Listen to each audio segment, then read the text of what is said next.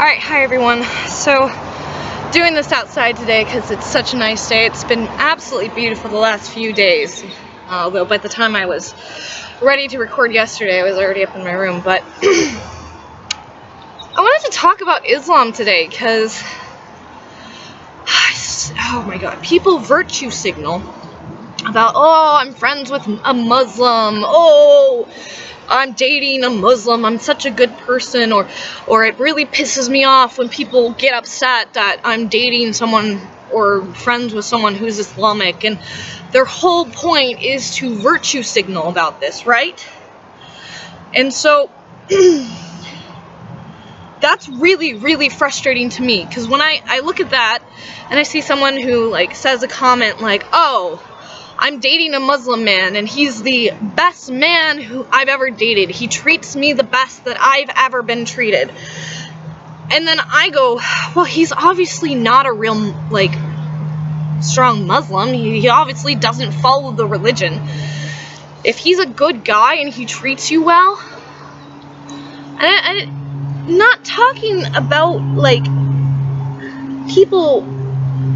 My whole point was that he's like one of those moderates who doesn't actually follow the religion, and in my mind that's actually more of a compliment, because the religion's terrible, and that's always been my point.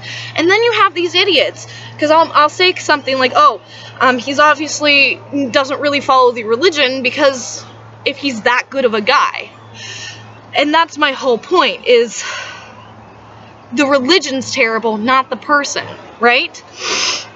And people sit there and they try to defend Islam like it's this great thing. They tell me, oh, Islam was the first religion to give women rights. No. Islam stones women who've been raped. I heard Islamic, like, I don't know if you would call him, what would you call a religious leader of a Islamic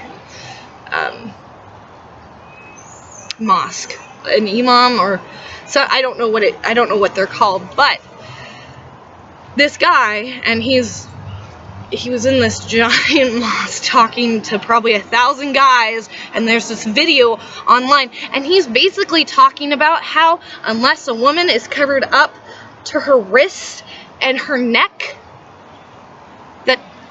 and her head covered, so basically they have to look like this. Unless they look like this, men are allowed to rape them, essentially. Watch the video, that's very clearly what he's talking about. He's talking about, oh, but if a woman's wearing, you know, full set of clothing, basically if she looks like this, then any man who rapes her should get the death penalty. But otherwise, it's fine, essentially. Oh, because men in Islam aren't required to control themselves. No. Why would you want that? Not like here in the United States where, you know, men get, you know, accused of rape for just looking at a woman. Over in Islam, men are able to rape women and get away with it. Not only that, but the woman who was raped gets stoned to death. I'm sorry, that's not a good ideology. That's not a good religion. These people piss me off so much that they just think to themselves, oh, this is a great religion. I need to virtue signal about how great Islam is, how it gave women rights. Like, no. Islam takes away women's rights.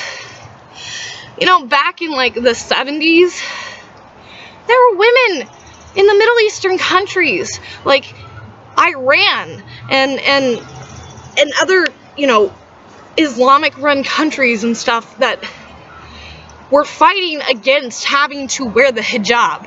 They didn't want to do it, and they were being forced to. You want to tell me that's not oppressive? That's fucking oppressive. Telling somebody that they have to wear something because it protects them or because of religious ideology, that's fucked up. That's just wrong.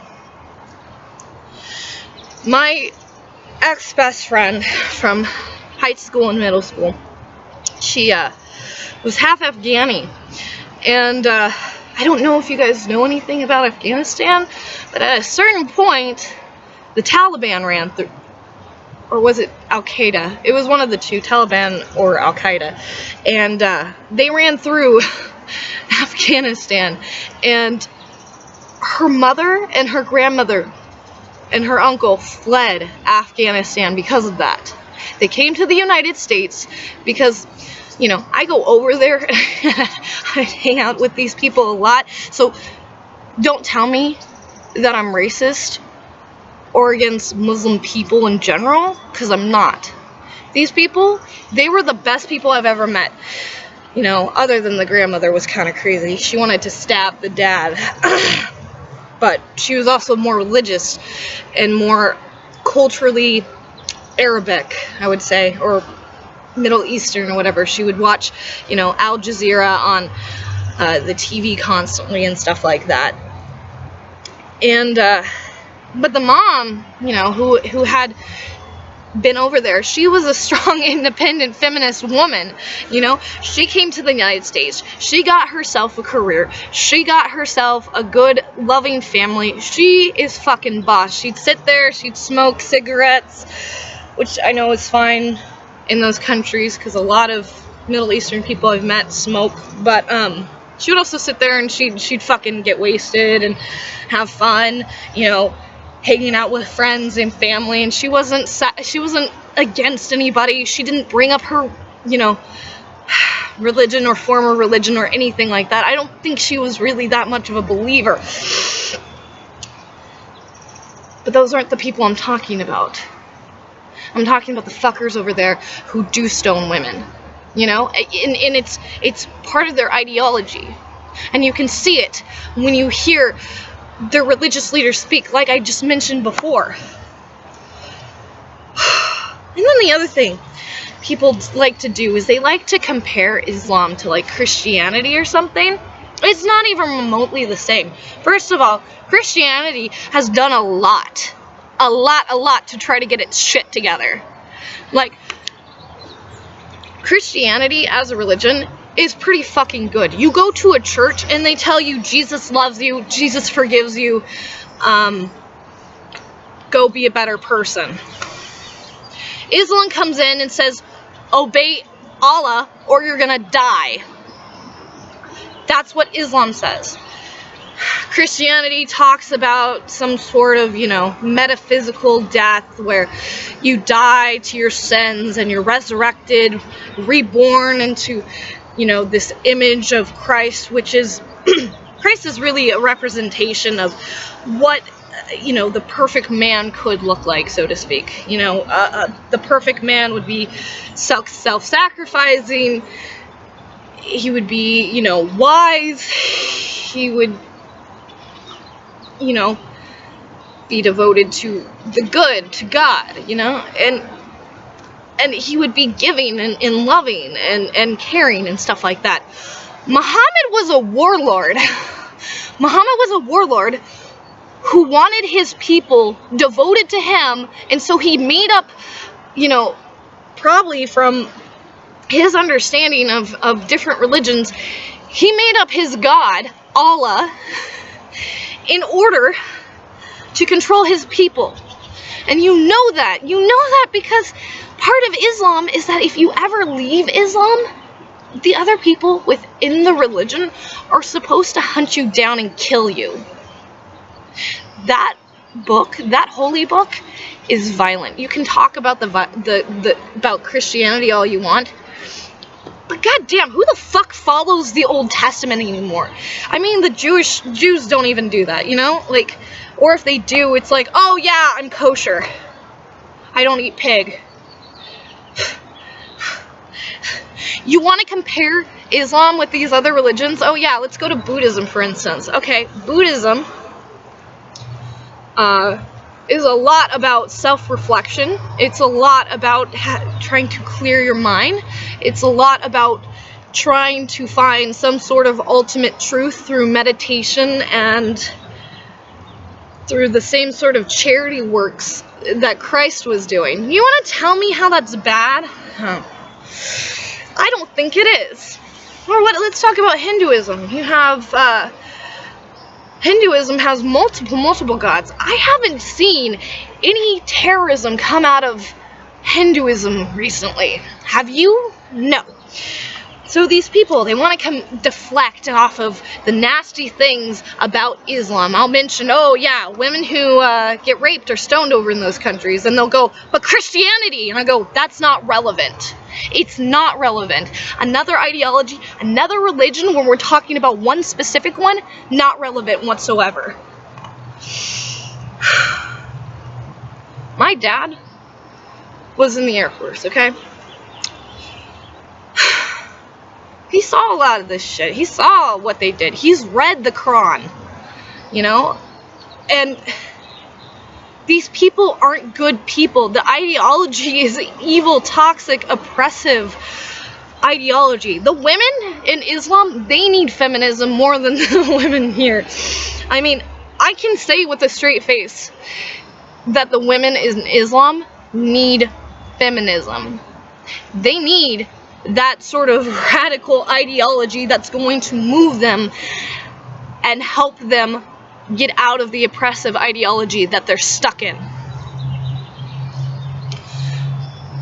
I laugh though whenever I hear feminism in the Western world, because we're so nice to women.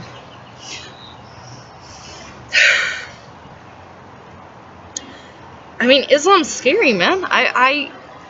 I am afraid of the whole ideology because it's the type of ideology that wants to come through and conquer, right? And it's always been that way.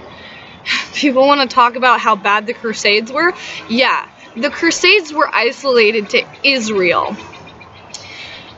The conquest that the Ottoman Empire and the other Muslim empires imposed upon Europe were all over the goddamn place. It was everywhere.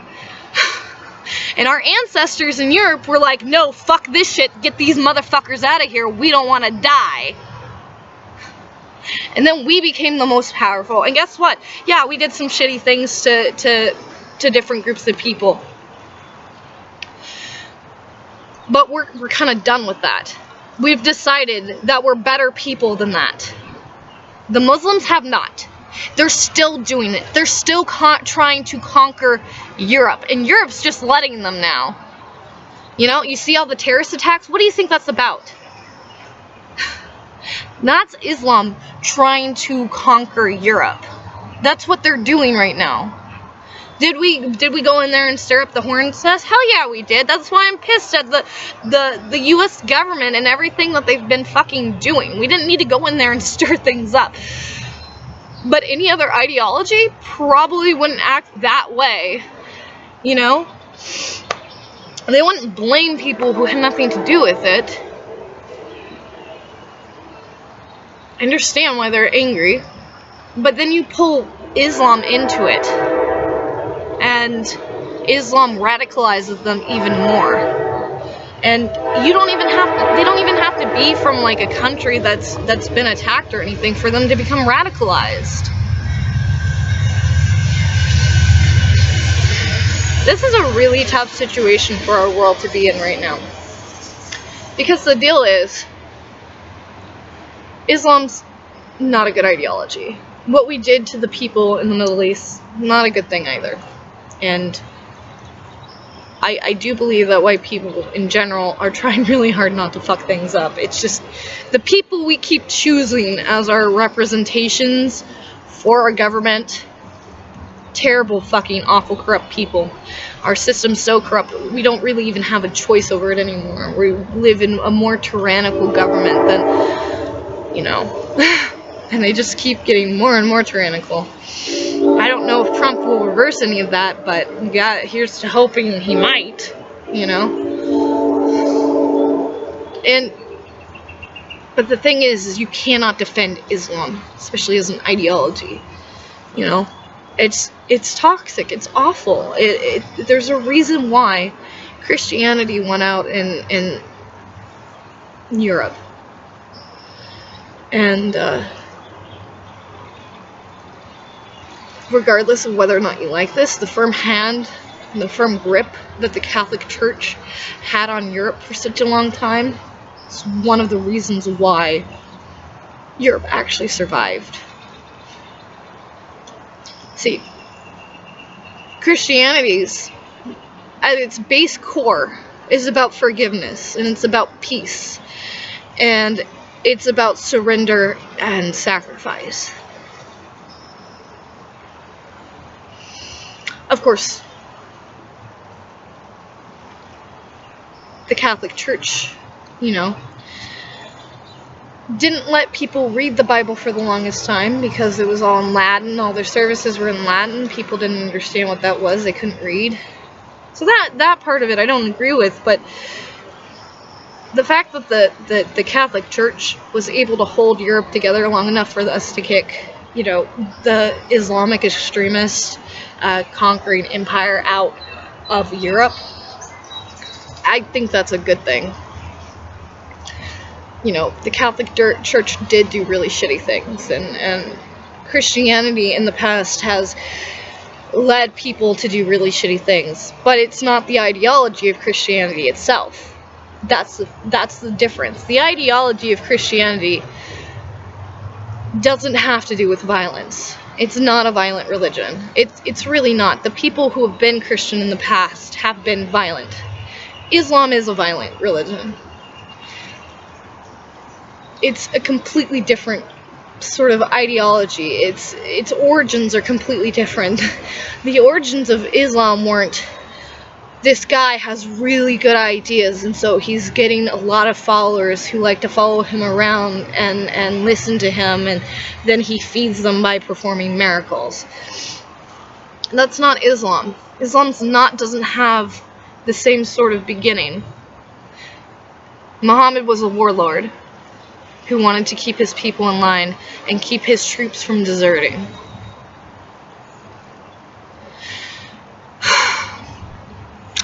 That's why it's so tyrannical. You people don't even look at the origins of this religion. Like, if you did, you'd understand exactly what I was talking about.